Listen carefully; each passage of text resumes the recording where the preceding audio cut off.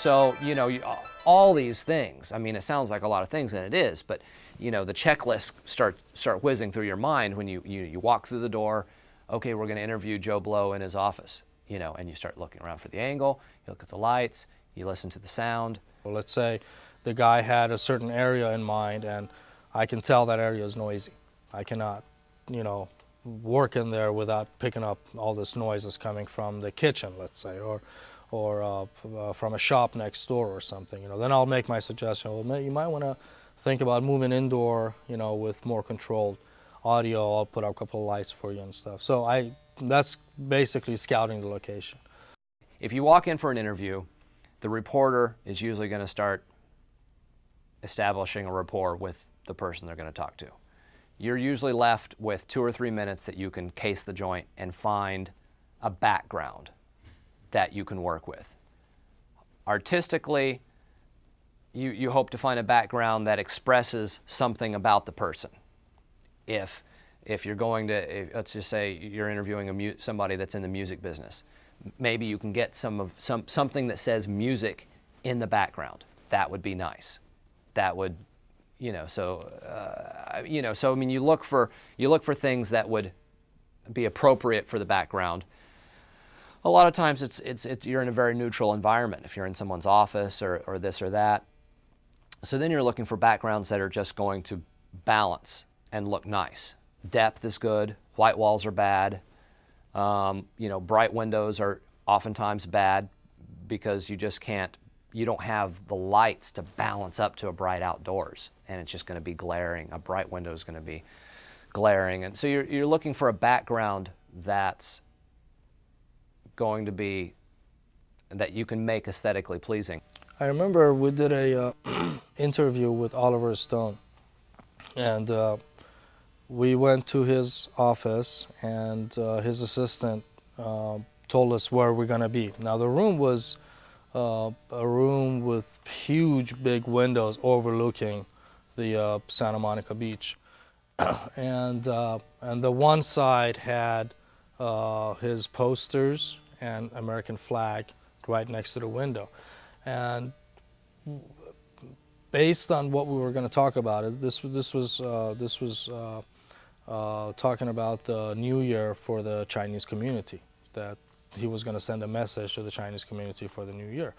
And of course he's an American and we're in America, and it's a Chinese community that's going to be seeing this. So you got to be sensitive to that. Now, here I am in this room with huge windows, with his posters, which there were a couple of violent movies, I don't remember which ones, and there's an American flag. So yeah, I'll take my choice of the American flag as a background. So I'll position him somewhere where there's a flag in the background, preferably not showing the the posters, and staying away from the hard light that's coming through the window. Cramped, tight locations, that's all you're going to get. I mean, you're very rarely going to be in an open environment that has lots of depth, and most of the time you're in little cramped white offices, and you just do the best you can. I mean, if you can find an angle that looks out their doorway so that there's depth, as opposed to just smack into the white wall, that can help. The kiss of death is to put somebody on their couch that's against their white wall, because there's no depth. They're right up against any light you put on them is going to immediately hit the wall right behind them. And when the viewer is looking at this interview, whether it's the station chief to see whether he wants to keep hiring you, or people that are flipping the channels, it's just not going to look very good, because it's just this big white wall and this person here, sitting here talking. Who cares? Change your channel.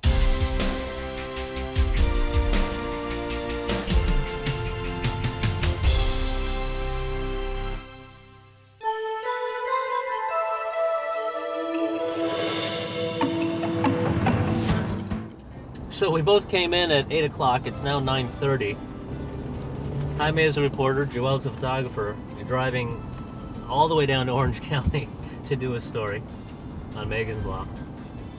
And my assumption is, like we should always assume, we're going to be in the 12 o'clock show, noon show. Which is 2.5 hours away. And in that 2.5 hours, we have to mold together a decent piece for a news broadcast. We're in bumper-to-bumper traffic. You tell me, are we going to make it?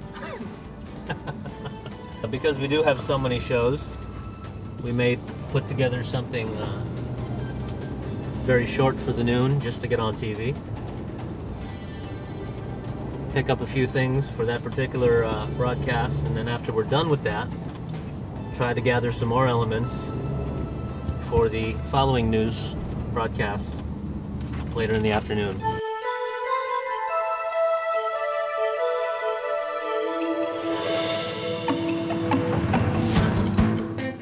I'm just putting my thoughts together right now. As you can see, the time is 11:15, and we've been trying to scramble to figure out what we will do for our noon broadcast. Problem was finding a place to park our truck. It should be out of the way here. If we park here, it's not going to be a problem. It's going to be a really crazy area we've got. We obviously need it relatively close to where we're going live, so that's what we'll do now. So if you don't mind, I certainly don't mind, but I'm definitely going to be going across this road and then through those doors. Finding out if we could in fact go live. So I'm not even going to be a photographer right now. I'm going to be our truck engineer. Make sure I can go live from this particular area, string cable in, and make it all happen for the noon. Then after that, we'll probably do some taping. It's hard to imagine we ever actually get on TV. Once we worked out those areas, we had to find out if anybody would even be here to help us out. Hi Darlene, this is Jaime Garza with KCAL 9 News. It is 10 minutes before 11.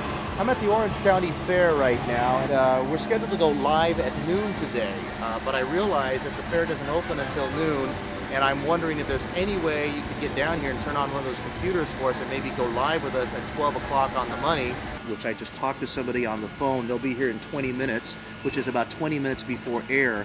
We will try to piece this story together.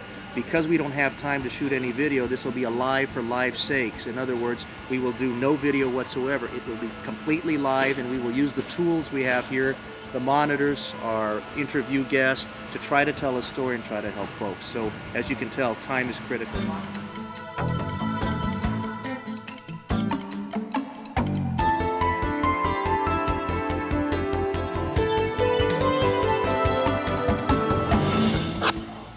Now, I'm pretty sure they don't have duct tape 101 at USC,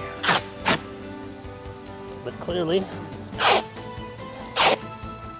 there's a method to our madness. This, of course, is important because if somebody trips and falls, we're out of a job.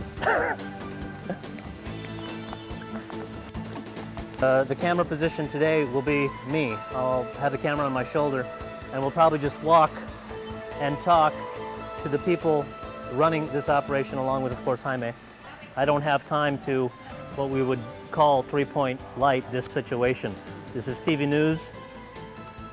The most convenient, the better. If you have time, you bet. 3 lamps, 4 lamps, 5 lamps, depending on the situation. I'm just going to use the natural lighting of the fluorescence that I really don't like, but I'll try to overpower it with my tungsten light. Audio isn't great here either. This type of lighting, as you can hear that sound, that's going to kill me, but what can I do? Nothing. I just got to deal with it.